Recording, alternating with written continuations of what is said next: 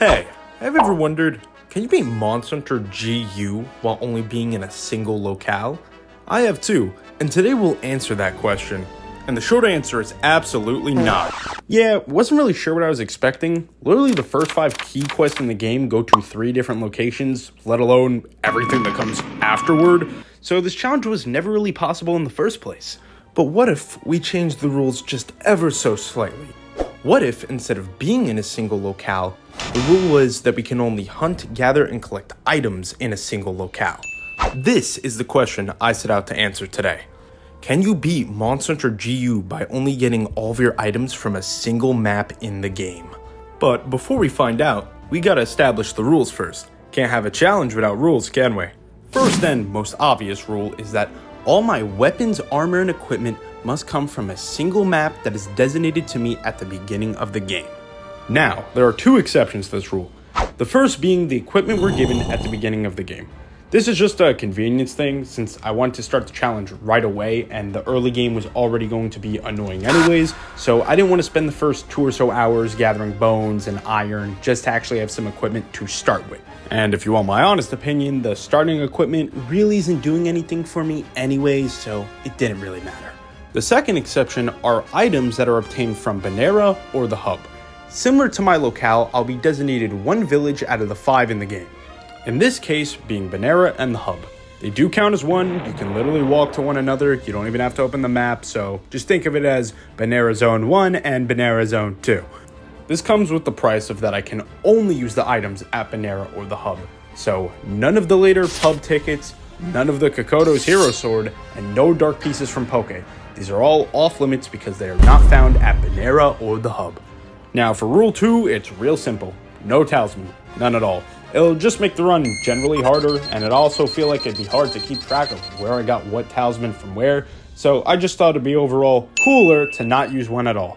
Now the third and final rule is that my run is officially completed when I kill the final boss of the game, that being Alta Ka in the G rank pub. Now that the rules are set, the last thing you need to know is which locale I'll be locked to for this run, which I'm happy to announce Christmas is coming early, because I'll be locked to the Arctic Ridge for the entirety of this run. Now with our rules set and our locale locked, I present to you the first ever Monster Hunter GU locale lock. Let's do this. After opening a new save file and starting our run, my first mission was to swap off the Sword and Shield weapon. I am no good with Sword and Shield, and I'm well aware of this, so I wanted to first get on to one of the other weapons I can actually play. Now, in this case, I chose the Switch Axe due to being very familiar with it and just being my first ever main weapon, so I thought, hey, good old reliable, won't fail me. Now, after putting down the Sword and Shield and switching to the Axe, the first thing I did is ran over to the hub to go see what will be the first quest we complete in this run. But little did I know, there was already a problem looming that I wasn't expecting. Oh, the music's fucking heat. I love it. What? I don't have enough money? Hold on. Oh my god, our first issue is already arised, being fucking broke. After running into our first problem of poverty, I immediately ran over to go sell any of the equipment I could. The equipment ended up being the hunting horn, the charge blade, and the greatsword. Well, I know I'm not using hunting horn, mainly because I suck ass at hunting horn. And as much as you're not gonna like it, Raiden, I'm selling this charge blade. What else do I not use at all? Greatsword, goodbye. These were the weapons I was by far the worst with, and I couldn't see any real potential in them for me personally, because while I don't use any of the gun weapons, I can actually see them being useful in specific hunts. Now that we're done making our quick cash, it's time for the first hunt of the run, which ended up being Kaku. Now this is where I chime in and say, the first 2 hunts I went on did not matter at all.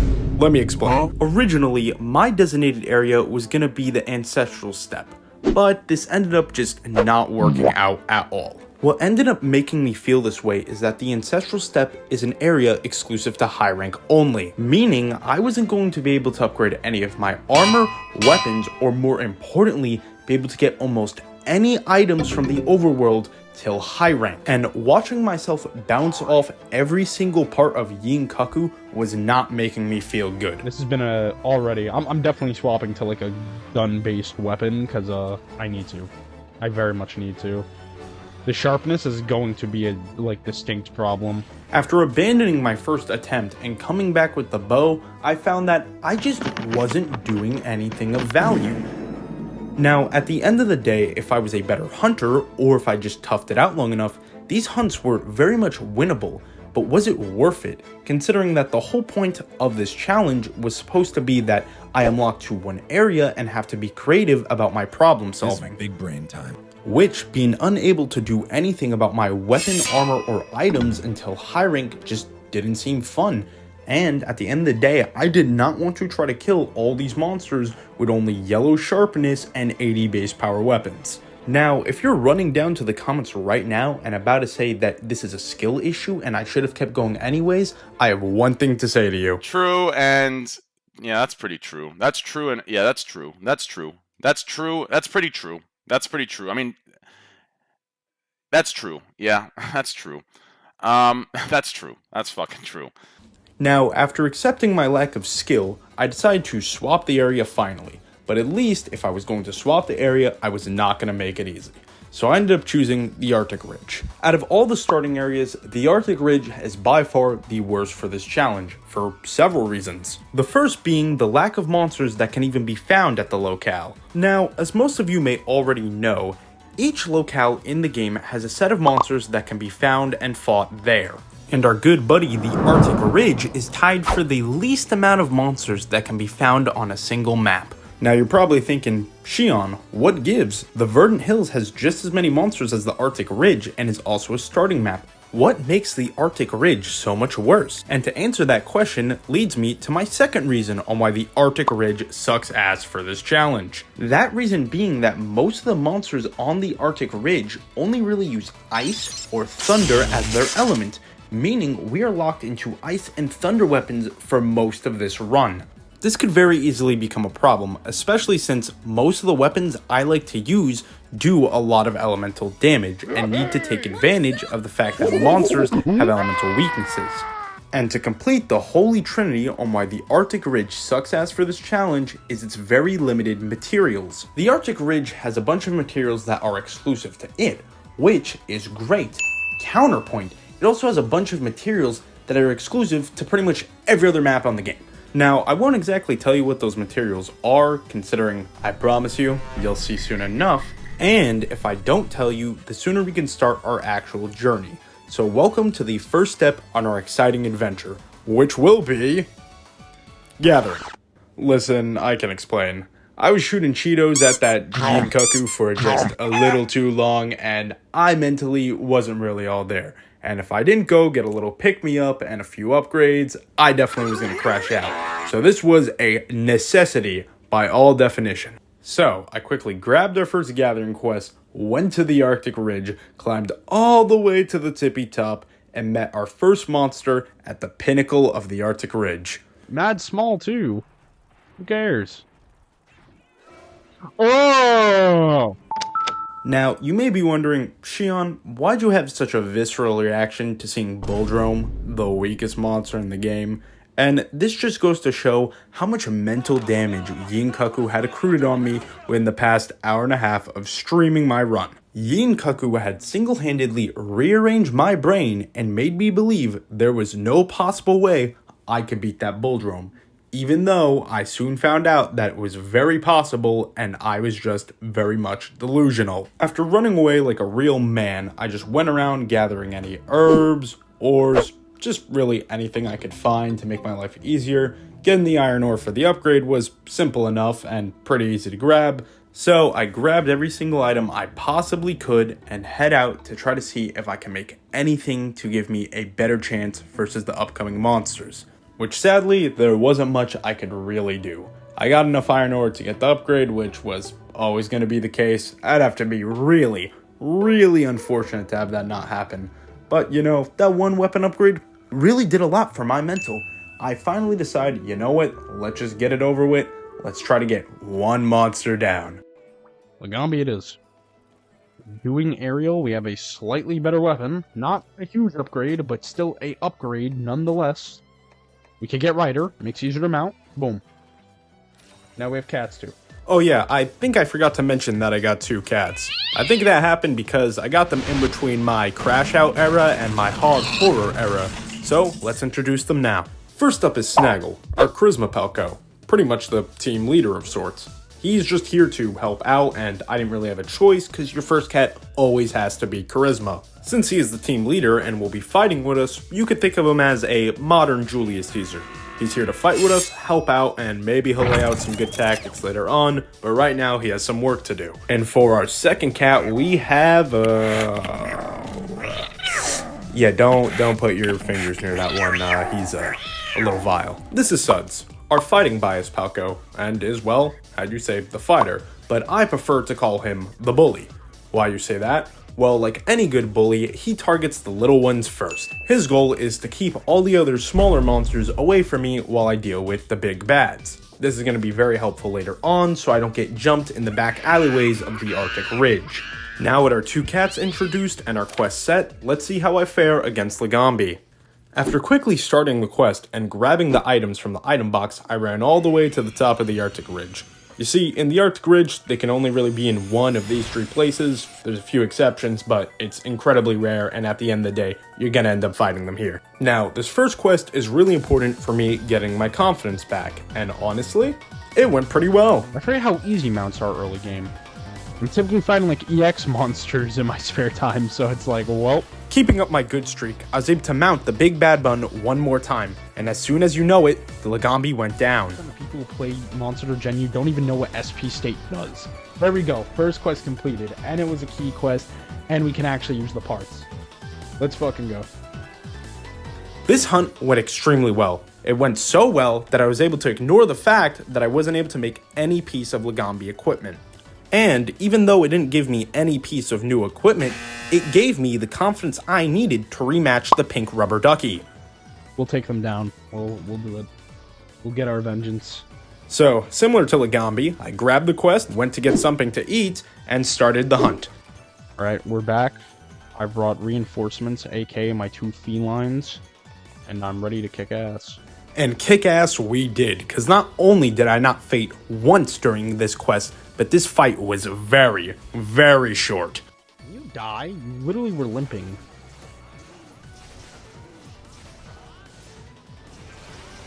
Thank you. There we go. My earlier hour waste of time has been avenged. Very glad. Next on our chopping block was Tetsukabra, a monster that I thought I'd have no problem with. And while I did win, not gonna lie, I did die twice due to my own sheer ignorance. Ooh, I didn't. I was trying to run away. I was really trying to run away. But I did not know my weapon was still kept out. So that hit me and killed me. Bro, I pray to God I do not fail this hunt. I just want to kill this thing. Even though I messed up twice, I was still able to slay the Tetsukabra without any real issue. And to be honest, this is just a good lesson for me to learn early, not to get in over my head just because I'm about to kill the monster. While I got you here, I'm gonna let you in on an old gen Monster Hunter secret. If you don't know where the monster is and you're having trouble finding them, if you see one of the blimps going around and do the wave gesture, it will actually mark where the monster is on the map for you for a short time. This is really helpful for blind bitches such as myself who end up missing the monster even when it's right in front of them, or I swear I just can never seem to fucking find them. I don't know what to do, man. Yeah. I love this. After using the ways of the ancient hunters, I quickly found and slayed our froggy foe. I'm sorry, boost jump having invincibility is fucking insane. I understand why, or else it would just be like severely worse, but like, it makes me feel way cooler than hitting an adept. I should not carve it. Speaking of not carving, let me just put this out there real quick. For any of those who watch the live stream, or retroactively after this go watch the lives, I accidentally carved the monster a few times. I never actually used these parts and ended up selling them in between some of the streams. It's just a bad force of habit kind of thing due to, you know, playing a lot of Monster Hunter and always trying to get the carves. So don't worry, they're never used. I made sure those items get sold away. No problem. I did not cheat. And if you don't believe me, you can check for yourself. And the second thing I'd like to say is thank you. Thank you so much for watching this far. Genuinely, I worked insanely hard on this video. I have spent literal days in my editing software, And I'd just like to say, if you're enjoying it this far and you want to do me the extra favor, like, comment, and subscribe. It really helps out the channel, and I'm looking to try to hit 500 before the end of the year. So, hey, sub up and join the group. And that's all for now. Back to your video. After slaying Tetsukabra, we only had 2 key quests left, and I decided I'm gonna get the more obnoxious one out the way first, Gypsyros. While the Gypsyros may lack in strength, he makes up for it tenfold with how fucking annoying he is to fight. With that being said, the fight wasn't inherently hard, but I just really wasn't having a good time. Why did they make you? Like, who was sitting at the table and was like, I got a brilliant idea, right, guys? So first, there's Monster, who always has a flashbang on its forehead at all times, and then it starts spitting acid at you. What do we think? Then everyone clapped, and that guy got a promotion. Putting my grudge with Gypsyros to the side, this fight wasn't really that bad, but, you know, gotta put the rubber chicken down sooner or later. Thank you. I killed him with oh my god. And he's actually, I realized he didn't fake his death this entire time. That's so strange. Before we go on to our final key quest, I decided to do a little bit of gathering at the Arctic Ridge, considering, well, we really are running with the same gear we have since the very beginning, and we could use a slight upgrade. Now you may be thinking, Shion, why don't you just hunt down the Gambi a bunch? It's pretty much the best thing you could get right now, right? See, in the old generations of games, making armor and equipment wasn't as simple as just 4 parts from the monster. You see, in old games, typically it's like 2 parts of the monster, 1 part from a corresponding monster, and then some random item somewhere on some random map. To top it all off, you have to go through the monster's weapon tree, which may include monsters from the same area, or sometimes it could be monsters that correspond in different ways. For example, to make the Legambi dual blades, I gotta make the Arzuros dual blades, which guess what? You can't find the honey badger in the North Pole. Or another example with the Legambi armor is that a good chunk of it needs shiny beetles, which can be found in the high rank Arctic Ridge, but in the low rank Arctic Ridge, it can only be found in Area 9? Where the fuck do you see Area 9? Apparently, you need some food skill that, from my knowledge, I can't access, and my brain was already hurt enough anyways, so I just said fuck it and we'll do it out. Side tangent aside, I quickly gathered some materials, found a Bulldrome, killed the Bulldrome, and then head back to the hub to see if I can make anything of value at all. Equip it. I can level it up. I can level it up. Wait. We could be cooking. Okay, it's stronger than anything. The next thing, Beetlite ore and Blaganga pelt. Can I get Beetlite ore? The short answer was no, I cannot get Beetlite ore. It is on almost every other map except the Arctic Ridge. Who would have thought?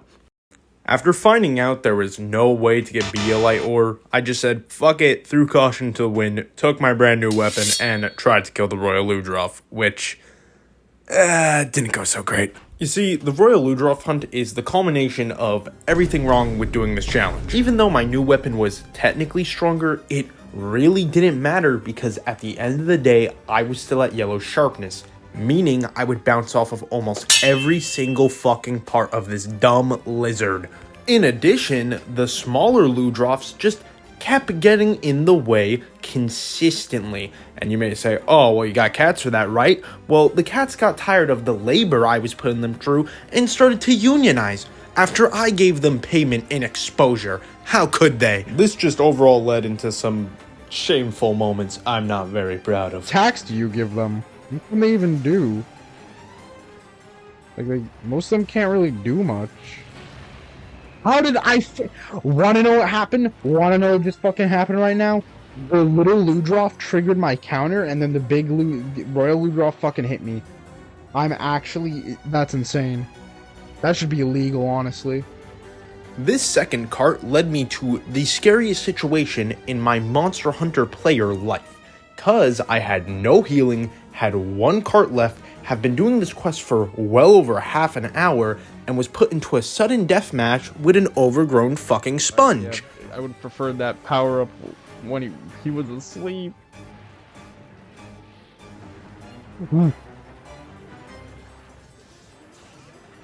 No! Woo! I thought that was gonna kill me. I thought I was dead. Very much thought I was dead, but I am so close to being dead. This is insane. Snaggle. You're almost back. Thank you. Please. Alright, Suds is down, but he was too busy running around.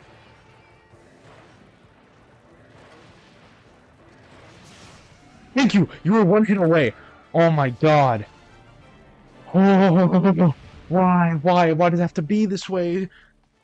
Now, this was a huge dub, both physically and mentally. I needed this triumph more than anything.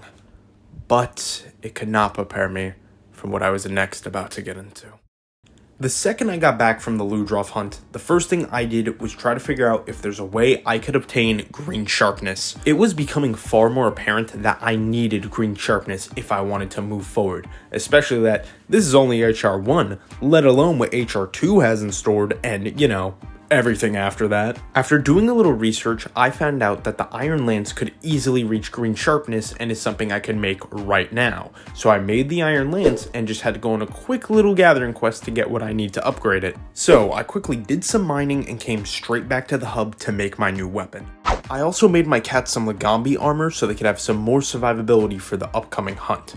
I quickly then made myself one piece of Gaia Prey armor and one piece of the Hunter set with the leftover materials I had and got ready to face our biggest challenge yet, Laganga.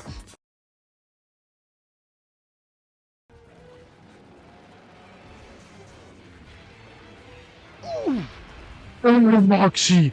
Moxie saved my life there. If I didn't have Moxie, I'd be very dead right now. They just made that shit way more Can I not block that, really? I might die here if that... Okay, I'm alive. For how long is who's to really say? I'm dead. I'm dead. I was stuck in a corner. We were like Street Fighter 3 corner pressure. What did you want from me? Don't care, stabbing you right in the ass. I'll play dirty. I'll do whatever's needed to win. I just almost lost to Royal Ludroth. I'm a desperate man. Alright, I might die again. Oh, that count is hitting me, Fuck. I don't know how low you are. I hope you're low, but I don't know how low you are.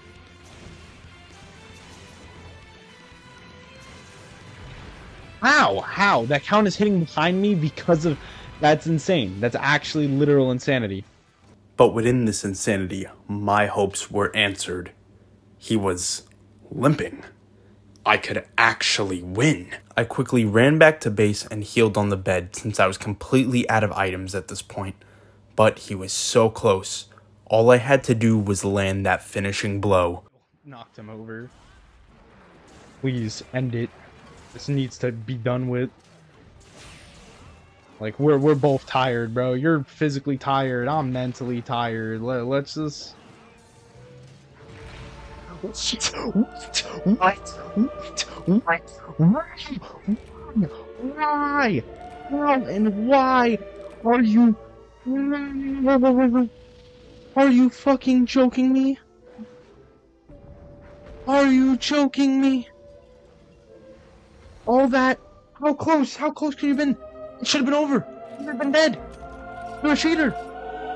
Game Shark, I say. On that day, I ended stream a defeated man. I just couldn't believe what happened. I was right there. Victory in reach, and yet it slipped away. All because my counter did not work. The following day, I booted up my stream and got ready for round 2. I just need my team over here to remove the small monkeys, and we're good. That's all I need them to do. If they do that, life could be beautiful.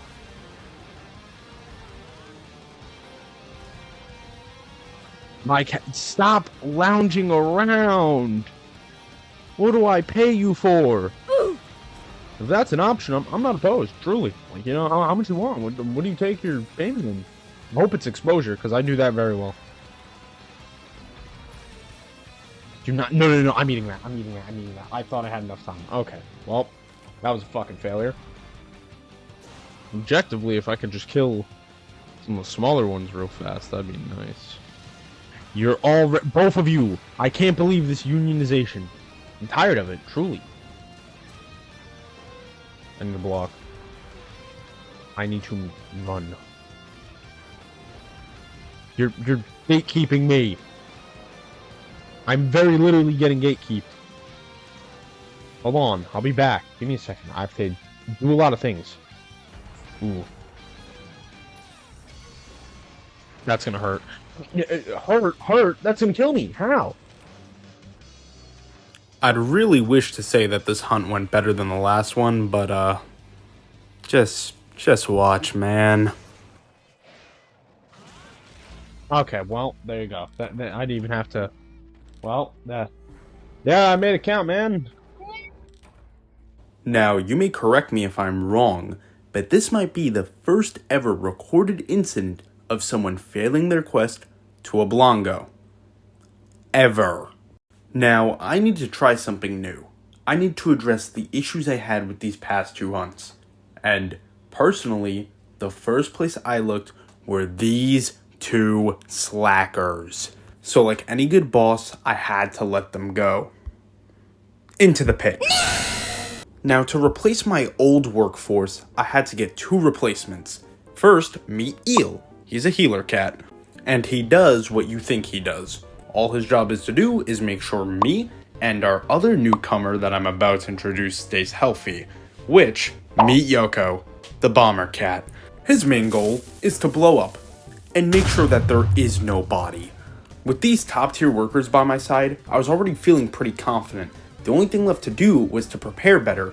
1, I swapped out the lance and picked up my dual blades again. Yes, the lance has more raw, but the dual blades is so much better for evading and dodging. And with its jank ass hitboxes, the lance's counter wasn't doing anything. And 2, I just made sure to bring proper items. I tend to forget that, and yeah, man, I don't know what to say. And after all that, I think I'm ready. Will I be able to beat the snowy beast, or will I be forced to throw 2 more workers into the hole? Let's find out. 1, 2, 3, then 5, and then wherever else he is. That's the entire game plan. Is once I'm done with this hump, I'm probably done with stream. Holy shit. Fuck, he just barely moved. What are you 2 doing? I literally just hired you. Please. This can't be. Oh, dang it. What? Hit me from the fucking top ropes. I was all the way up in heaven and he yoinked my ass back down. Oh, fuck, my voice. Oh, okay. He did drop a giant bomb. Maybe not on the person I want to, but high key, if it takes one of them out of the fight, I'm not... Thank you. Thank the fucking... Oh my god, raise. Actual payment. You're getting a payment. Consider a check in your mail already. Thank you, Yoko. If I get your name wrong, I'm sorry, but yeah, thank you. Shout out to him. Employee of the month. Please do not hit one of my cats by trying to hit me. Yes, Eel dodge. That was meant for Eel. I saw. He's great. These cats, yo, see what happens when they don't try to unionize. Maybe I'll pay them. Like, just maybe. I'm honestly considering. Oh, that's bad. I'm not gonna do that. That attack Heike sucks ass. Oh, I was gonna say I need healing? Bro. This is a squad. We got a real team here.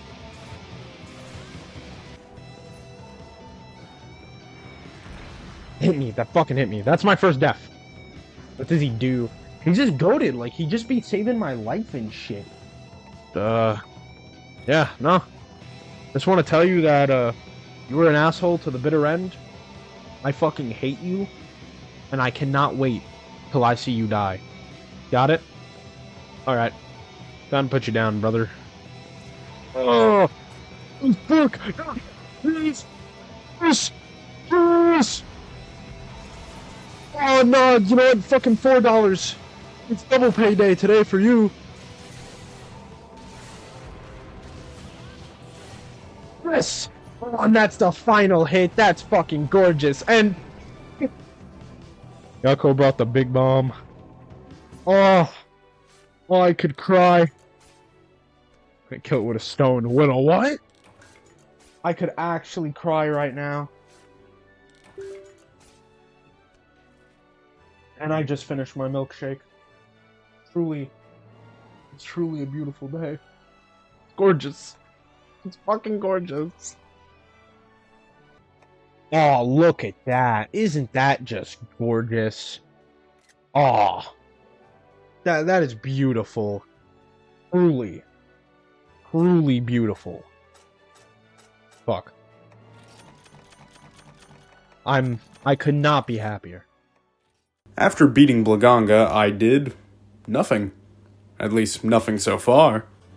This run is something I am still currently doing. I stream every Thursday and Friday at 5:30 p.m. Eastern, so if you want to catch me there, then be my guest. In fact, I dropped this video pretty much right before I intended to stream, so keep an eye out if you caught me early. But before saying any more of that, what I really need to do is give a shout out to the people who helped make this video possible. The first shout out goes to my wonderful thumbnail artist, Miss Beezy Weezy. She's worked with me on what used to be my longest video and now has the new thumbnail for my new longest video. She always does wonderful art. She's just a really great person. I have all her links in the description. Check out her YouTube page. Check out her comments she's working on. She's always posting something, so you should keep up with her. Second goes to my beautiful girlfriend for making the two little Palco images. Aren't they just so cute? They really, I think, helped the video, and hopefully we could get more stuff going like that later on and just try to keep advancing the content, because I'm always looking to push for bigger and better.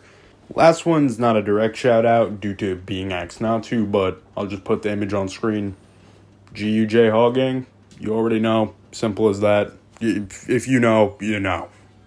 And yeah, that's gonna be it for me for now. This is by far, like I've said a million times, the biggest thing I ever worked on. I know it's not an hour-long video, but you gotta understand, man, this is like almost 10 hours of stream footage, and I've been in my editing software, my own phone has told me for literal days, so I've just been getting fucked up by trying to make a project this big, but it's something I was very passionate about and really wanted to make happen. And if you made it this far to hear me, thank you. Truly, it means the world to me. Hopefully the next video shouldn't take as long. It's something just as ambitious, but nowhere near as large. So, hey, hopefully see you soon. And if this does well, you can expect a part 2.